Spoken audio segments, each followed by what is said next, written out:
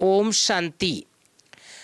प्यारे भाई बहनों, आज 15 नवंबर 2024।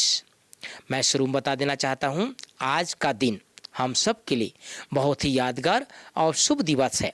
वैसे तो हम सब के लिए रोज ही शुभ दिवस होता है, लेकिन आज क्यों शुभ दिवस बता रहा हूं, क्योंकि आज प्यारे बाप दादा की पधरामणि दिवस है।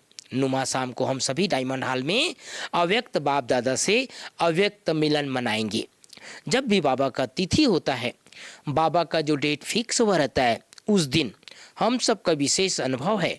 जैसे सूक्ष्म वतन से बाबा सवेरे से हम सबको रूहानी दृष्टि देते हैं, वरदानी दृष्टि देते हैं और वतन से हम सबको ऊपर एक प्रकार से शक्तियों का, किरणों का, गुणों का बरसात करते रहते हैं। तो आज पूरा दिन बाबा के साथ का, बाबा के छत्र छाया का अनुभव करते हुए बाबा को याद करते रहेंगे।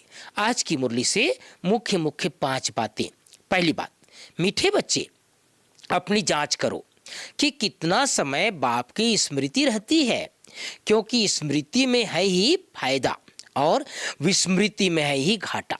स्मृति अर्थात याद, विस्मृति अर्थात भूल जाना। दूसरी बात, प्रश्न है, इस पाप आत्माओं की दुनिया में कौन सी बात बिल्कुल असंभव है और क्यों?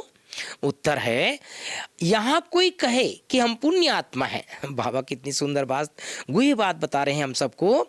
यहाँ इस संसार में कलयुग के अंत में कोई ये कहे कि हम पुण्य आत्मा है, यह बाबा कहते हैं बिल्कुल असंभव है, क्योंकि दुनिया ही कलयुगी तमो प्रधान है।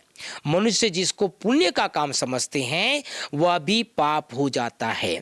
तीसरी बात, अपनी बेहद की डायरी में चार्ट नोट करना है कि हमने याद में रहकर कितना फायदा बढ़ाया।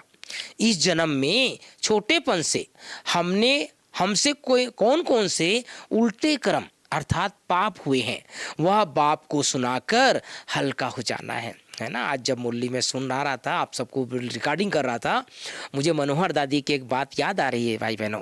मनोहर दादी दादी सुनाती थी कि ब्रह्मा बाबा कहते थे, बच्चे जो भी भूले हैं, जो भी पाप हुए सब लिखो।